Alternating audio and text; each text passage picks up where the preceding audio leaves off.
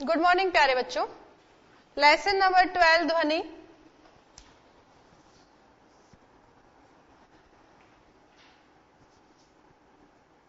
ध्वनि के बारे में हमने पिछली क्लास में काफी कुछ पढ़ लिया था बच्चों। ध्वनि के अभिलाक्षणिक गुण हमने देख लिए थे।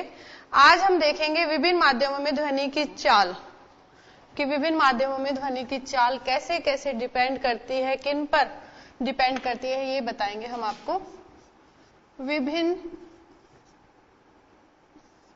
माध्यमों में ध्वनि की चाल।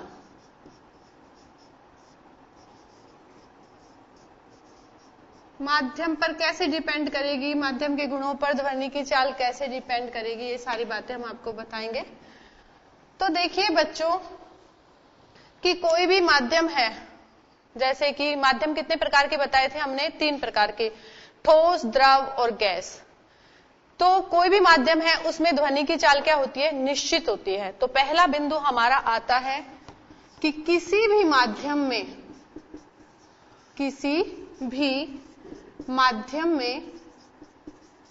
ध्वनि की चाल, ध्वनि निश्चित चाल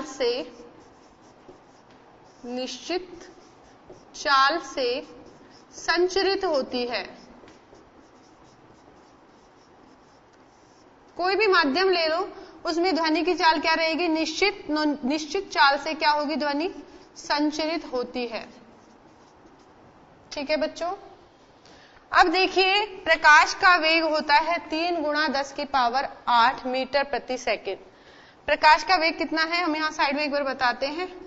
प्रकाश का वेग, तो प्रकाश का वेग है बच्चों 3 × 10⁸ मीटर प्रति सेकंड। ये प्रकाश का वेग है बच्चों। प्रकाश का वेग बहुत ज्यादा है, ध्वनि का वेग इसकी तुलना में बहुत कम होता है। तो हमारा दूसरा बिंदु होगा कि ध्वनि की चाल, वेग और चाल एक ही बात है, बस सदिश और अदिश का वो था अंतर, वो हम आपको बता चुके हैं पहले। तो हम लिखेंगे ध्वनि की चाल प्रकाश की तुलना में, प्रकाश की चाल की तुलना में बहुत कम है, बहुत कम है। देखिए प्रकाश की चाल है 3 × 10⁸ मीटर प्रति सेकंड। इसको हम वायु में ले लेते हैं। वायु माध्यम क्या ले रहे हैं हम, वायु। और अगर ये टेम्परेचर पे डिपेंड नहीं करती, अगर हम 22 डिग्री सेल्सियस टेम्परेचर पर ध्वनि की चाल देखें तो ये होती है 344 मीटर प्रति सेकंड। तो आप अंतर देख सकते हैं बच्चों कि प्रकाश का वेग कितना है, 3 × 10⁸। 10 के ऊपर भी 8 पावर, 10 के ऊपर 8 पावर, हम क्या करें, कितनी जीरो लगा दें, 8, 1 2 3 4 5 6 7 8। देखिए 1 2 3 4 5 6 7 और 8, और 3 है तो 3 गुणा में लगा दें। तो इतना वेग होता है किसका, प्रकाश का, जबकि ध्वनि का वेग कितना है, 344 मीटर प्रति सेकंड। और प्रकाश का वेग कितना है, 3 × कितने लगाएं, 1 के 8 0 मीटर प्रति सेकंड। ये किसका वेग होता है बच्चों, प्रकाश का। तो ध्वनि की चाल प्रकाश की तुलना में बहुत कम होती है। नोट कर लीजिए।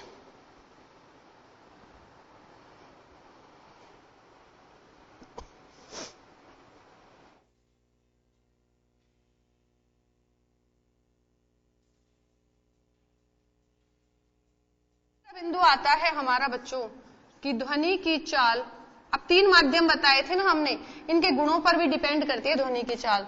तो ध्वनि की चाल माध्यम के गुणों पर निर्भर करती है।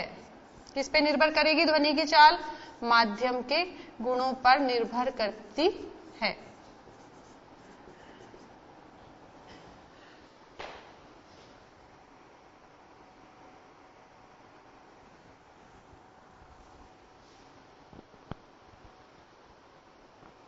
चौथा बिंदु बच्चों, ध्वनि की चाल, ध्वनि की चाल माध्यम के ताप पर, माध्यम का ताप कितना है, माध्यम के ताप पर निर्भर करती है। ताप पर क्या करती है, निर्भर करती है। 4 बिंदु हो गए हैं बच्चों हमारे। तीसरा बिंदु था कि माध्यम के गुणों पर निर्भर करती है, और चौथा बिंदु है हमारा ताप पर निर्भर करती है। किसके ताप पर, माध्यम के ताप पर।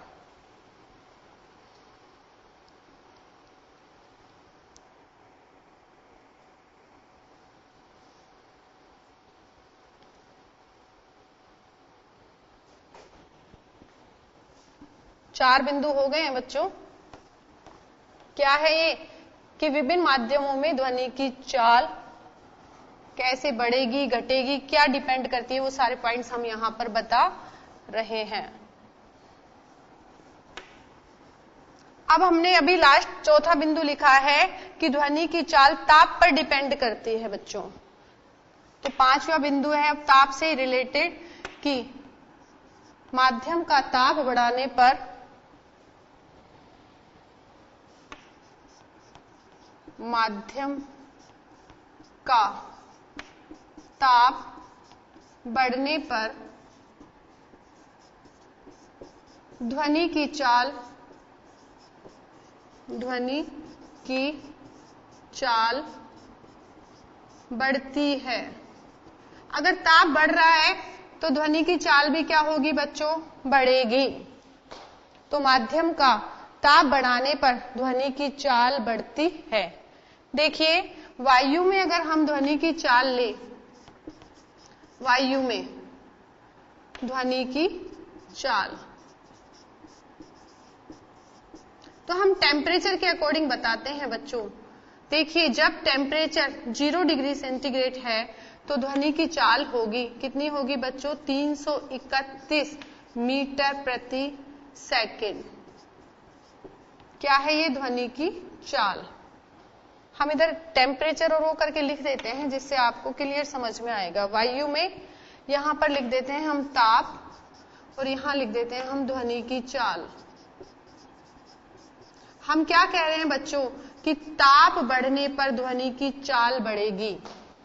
देखिए हम 0 डिग्री सेल्सियस ताप लेते हैं तो ध्वनि की चाल होती है 331 मीटर प्रति सेकेंड। कितनी होती है 0 डिग्री पे, 331 मीटर प्रति सेकेंड ध्वनि की चाल। 0 डिग्री सेंटीग्रेड पे इस चाल से ध्वनि गति करेगी और हमें सुनाई देगा। अगर टेम्परेचर बढ़ा दें, 22 डिग्री कर दें बच्चों, 0 से कितना कर दिया 22, तो ध्वनि की चाल हो जाती है बच्चों 344 मीटर प्रति सेकेंड। किस पर, 22 डिग्री पर। अगर हम टेम्परेचर और बढ़ा दें, कितना कर दें 25 डिग्री सेंटीग्रेड में ले रहे हैं बच्चों, 25 डिग्री सेंटीग्रेड कर दें तो चाल हो जाती है 346 मीटर प्रति सेकेंड। अब आप क्या देख रहे हैं बच्चों कि टेम्परेचर बढ़ रहा है 0, 22, 25, तो क्या ध्वनि की चाल भी बढ़ रही है क्या। यहां पर 331 थी, यहां 344 और यहां कितनी हो गई बच्चों 346। तो माध्यम का ताप बढ़ने पर ध्वनि की चाल बढ़ती है। कहां पर बता रहे हैं हम ये, वायु में। नोट कर लीजिए।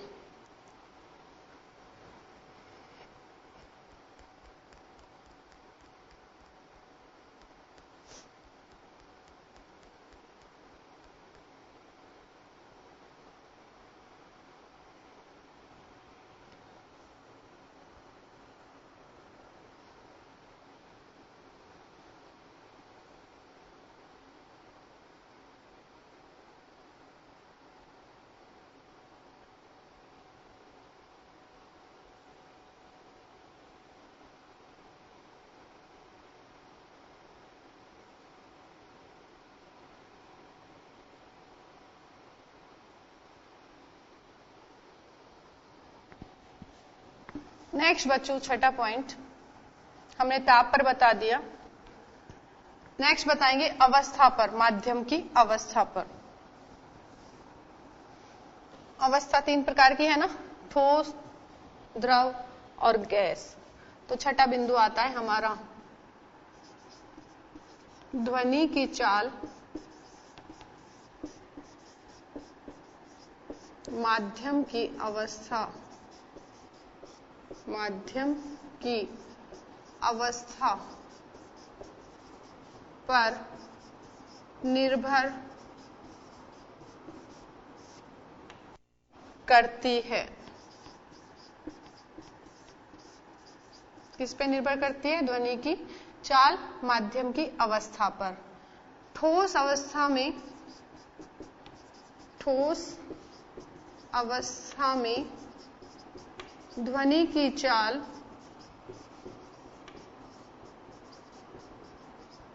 अधिक तथा गैस अवस्था में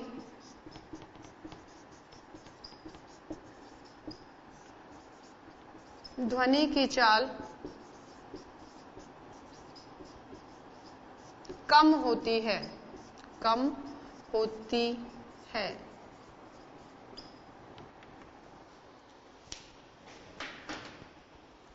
देखिए बच्चों, ठोस अवस्था में तो ध्वनि की चाल अधिक होगी और गैस अवस्था में कम होगी।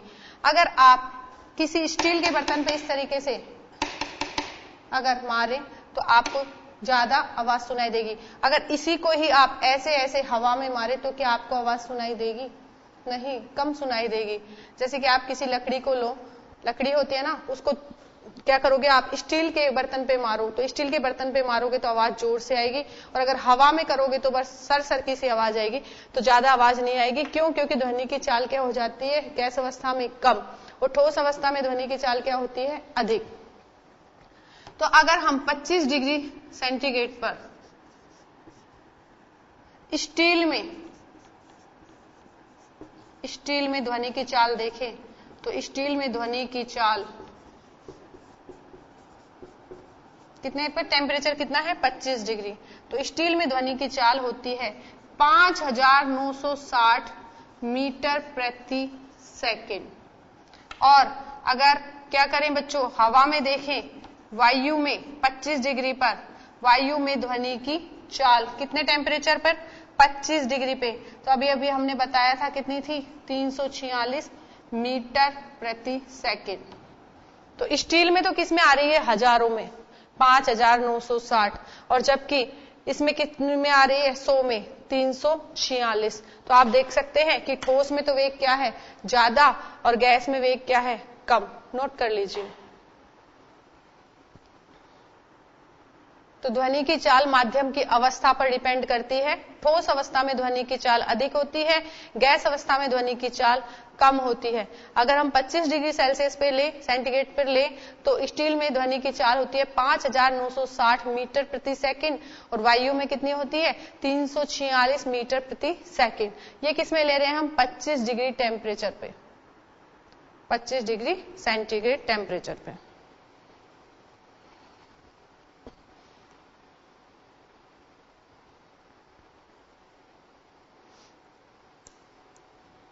तो ये टॉपिक था हमारा विभिन्न माध्यमों में ध्वनि की चाल।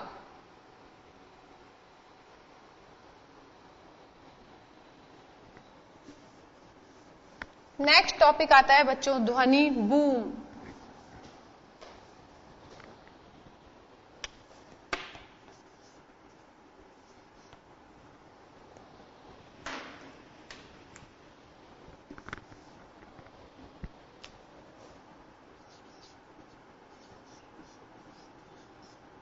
ध्वनि बूम।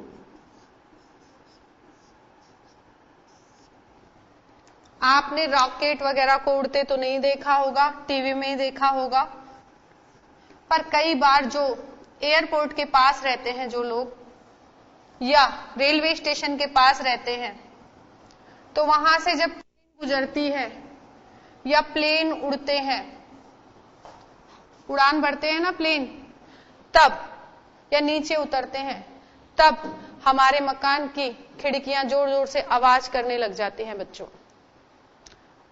क्यों करने लग जाती हैं?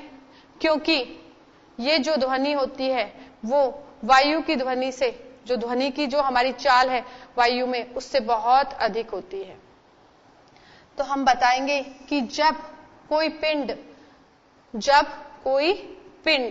क्या करें कि ध्वनि की चाल से भी अधिक चाल से गति करे, तो क्या होता है कि उसमें पराध्वनि उत्पन्न होती है।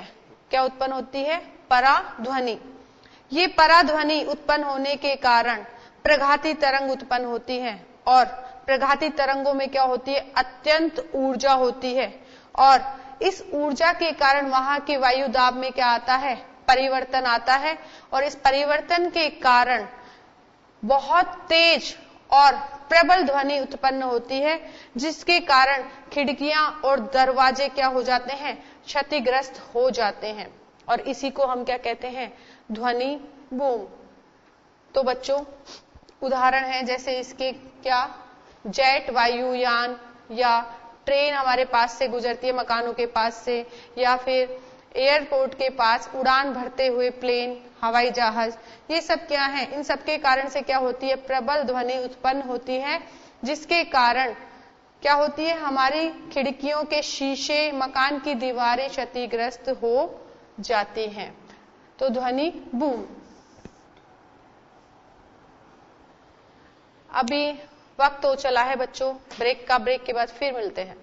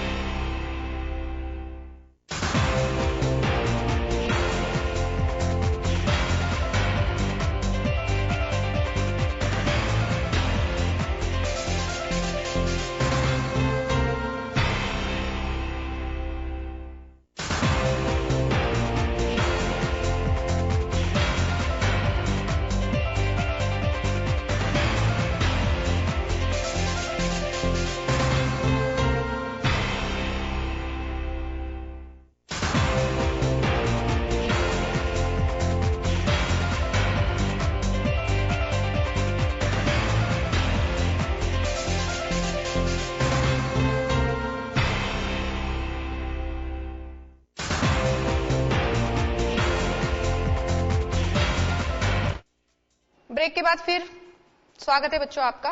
देखिए ध्वनि बूम करा रहे थे हम, तो अभी हमने आपको समझाया था कि जब कोई पिंड ध्वनि की जो चाल है उस चाल की तुलना में भी अधिक चाल से चलता है।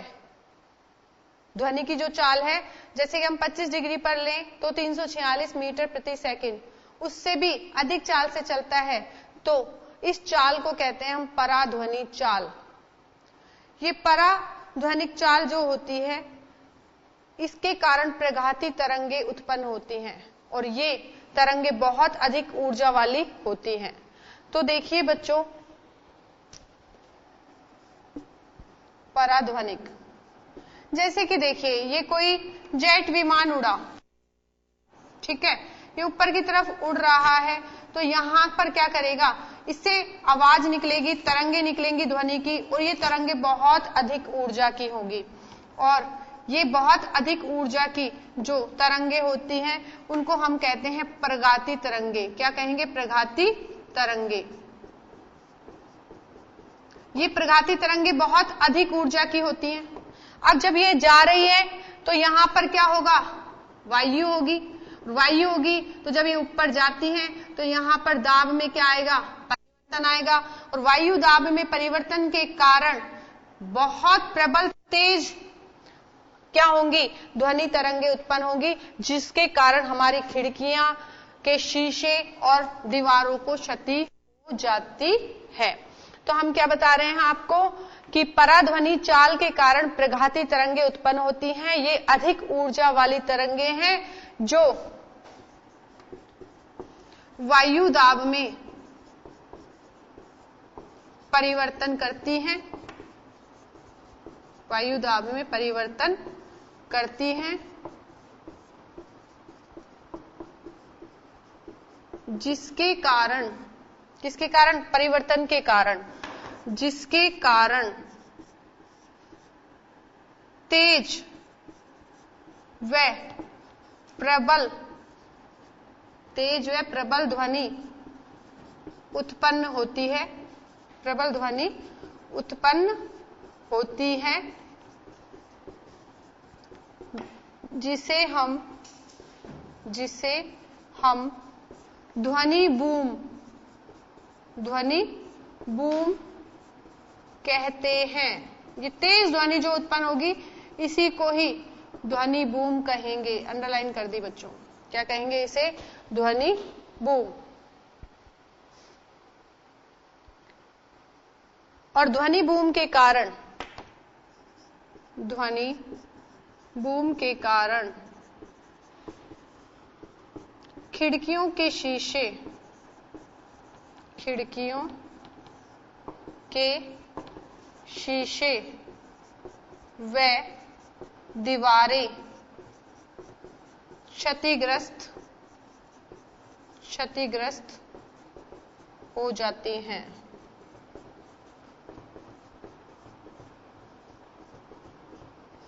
तो बड़ करते हुए इसी आवाज आती है ना, जब कभी भी प्लेन गुजरे पास से या ट्रेन गुजरे तो क्या होती है, सारी जो हमारी खिड़कियां हैं वो आवाज करने लग जाती हैं, क्योंकि उनकी आवाजें इतनी तेज प्रबल होती है जिसे हम ध्वनि बूम कहते हैं। और बहुत अधिक ध्वनि होने के कारण खिड़कियों के शीशे व दीवारें भी टूट भी जाती हैं। नोट कर लीजिए बच्चों।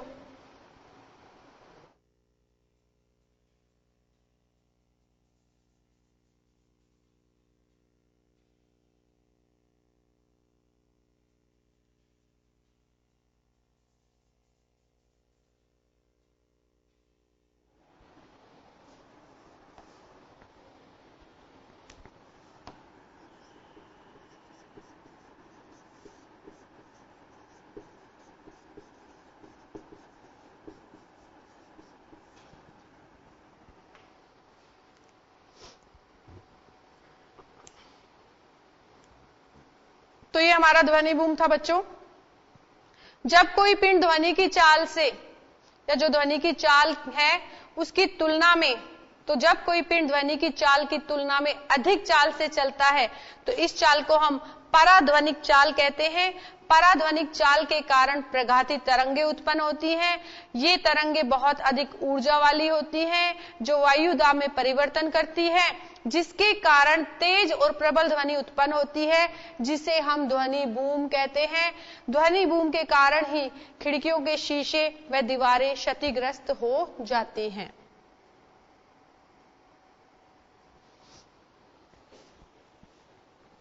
नेक्स्ट टॉपिक आता है हमारा ध्वनि का परावर्तन। ध्वनि परावर्तन।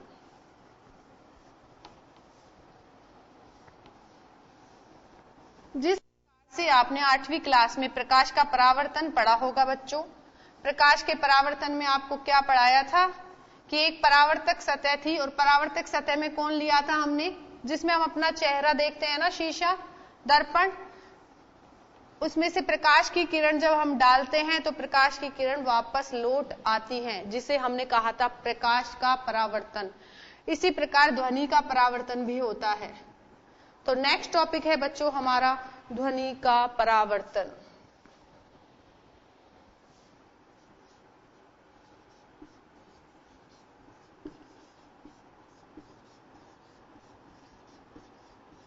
ध्वनि भी प्रकाश के समान ही परावर्तन शो करती है और परावर्तन के नियमों का पालन करती है।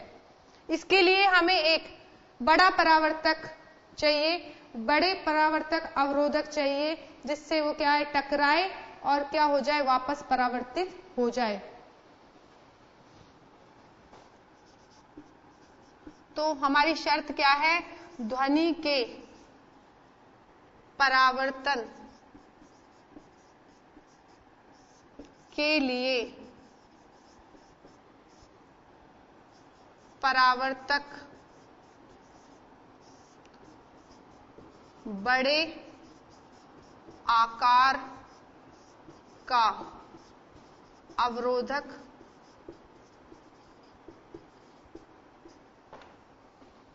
होना चाहिए। चाहे उस पे पॉलिश हो चाहे खुरदरा हो, ध्वनि का परावर्तन हो जाएगा। तो पॉलिश और खुरदरेपन का कोई रोल नहीं है यहां पर। तो ध्वनि के परावर्तन के लिए परावर्तक बड़े आकार का अवरोधक होना चाहिए, चाहे परावर्तक पॉलिश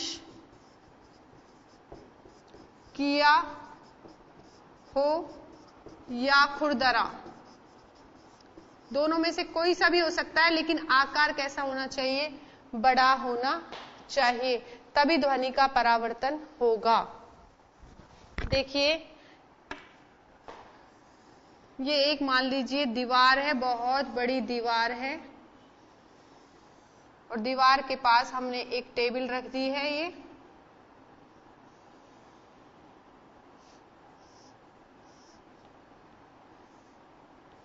ये क्या है, एक टेबल या मेज, और हमने यहां पर पाइप लगाए हैं, खोखले पाइप। ऐसे ही हमने इस साइड में भी एक पाइप लगा दिया, खोखला पाइप। और आप खेलते भी होंगे कई बार, डिब्बे से लगा के, डिब्बे से बना के फिर खेलते भी होंगे। तो देखिए यहां पर हमने एक घंटी या घड़ी लगा दी है, यहां पर रख दी हमने, क्या रख दी, यहां पर एक घड़ी रख दी या कोई घंटी रख दी जो आवाज कर रही है, और यहां पर हम सुन रहे हैं। तो हम यहां खड़े हैं, यानी कि यहां हमारे कान हैं। ये क्या है, बड़ी दीवार है, और ये क्या है बच्चों, मेज है जिसपे हमने ये रखा। अब ध्वनि उत्पन्न होती है तो ध्वनि यहां से निकलेगी इस पाइप के अंदर से, देखो ये निकल के जा रही है, और निकल कर क्या होगी, ये टकराएगी। टकराएगी तो ये आपतित ध्वनि है, और यहां पर हमने एक लंबवत रेखा कल्पना कर दी, जिसे हम क्या कहेंगे, अभिलंब। जब ये टकराती है तो टकराकर जितना कोण यहां बना रही है, उतने ही कोण से ये ध्वनि वापस निकलती है, वापस जाती है, और वापस जाकर कहां जाएगी बच्चों, ये ध्वनि जाती है वापस हमारे कानों तक और हमें सुनाई देता है। तो यहां पर ये जो भेजी गई है ये वाली, इसको हम बोलते हैं आपतित ध्वनि। क्या बोलेंगे बच्चों, आपतित ध्वनि। यहां पर जो ये लिया गया है, ये जो लाइन है जो हम कल्पना कर रहे हैं, ये है अभिलंब। 90 डिग्री पर मानते हैं इसे, लंबवत मानते हैं, तो ये है अभिलंब। और ये वापस ध्वनि टकरा के वापस निकली है, ये जो हमें सुनाई देती है, ये है परावर्तित ध्वनि। परावर्तित ध्वनि।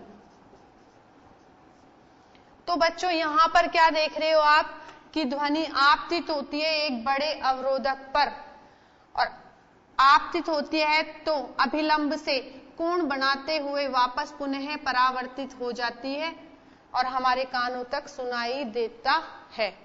और इतने ही कोण से परावर्तित होती है ये।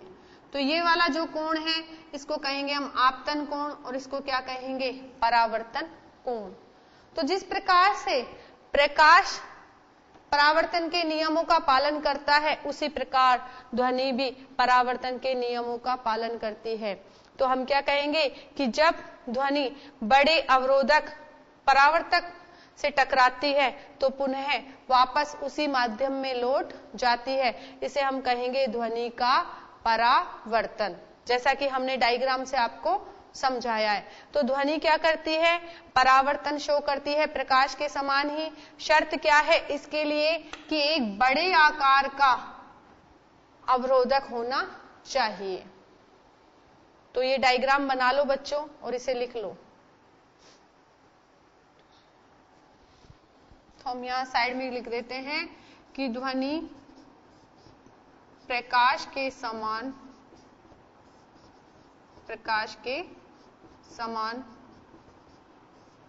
परावर्तन का गुण प्रदर्शित करती है। ध्वनि परावर्तन के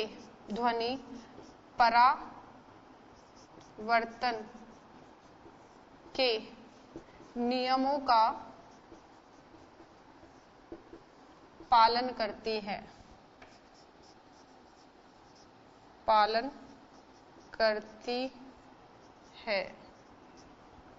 ध्वनि प्रकाश के समान परावर्तन का गुण प्रदर्शित करती है, अर्थात ध्वनि का परावर्तन होता है और ध्वनि परावर्तन के नियमों का भी पालन करती है।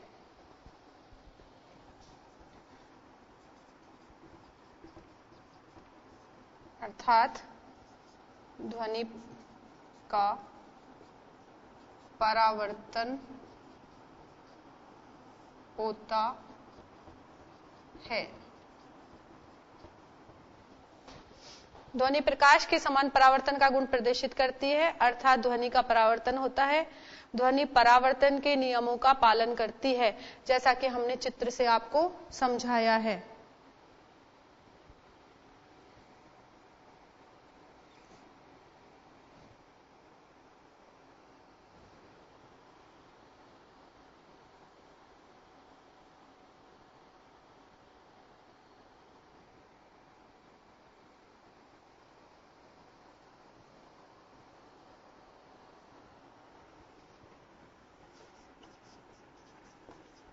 तो परावर्तन के जो नियम थे, परावर्तन के नियम हम इधर साइड में लिख रहे हैं बच्चों। एक फर्स्ट नियम तो क्या था प्रकाश के परावर्तन का, उसी प्रकार से इसका भी होगा कि ध्वनि का आपतन कोण का मान परावर्तन कोण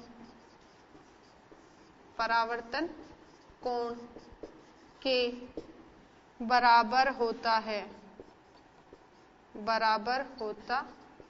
है। यानी कि आपतन कोण और परावर्तन कोण क्या रहेंगे, बराबर। और दूसरा, आपतित ध्वनि अभिलंब तथा परावर्तित ध्वनि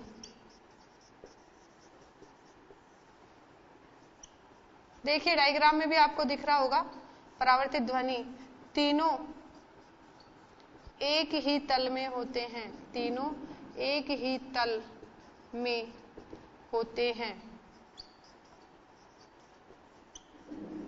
तो ध्वनि का आपतन कोण का मान परावर्तन कोण के बराबर होता है और आपतित ध्वनि, अभिलंब तथा परावर्तित ध्वनि तीनों एक ही तल में होते हैं। इसको नोट कर लीजिए बच्चों, जल्दी से टॉपिक खत्म हो गया हमारा। डायग्राम सहित।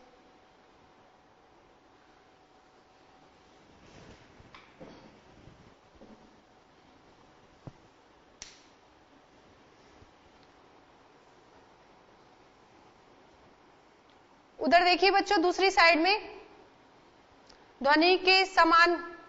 ध्वनि प्रकाश के समान परावर्तन का गुण प्रदर्शित करती है, अर्थात ध्वनि का परावर्तन होता है, ध्वनि परावर्तन के नियमों का पालन करती है।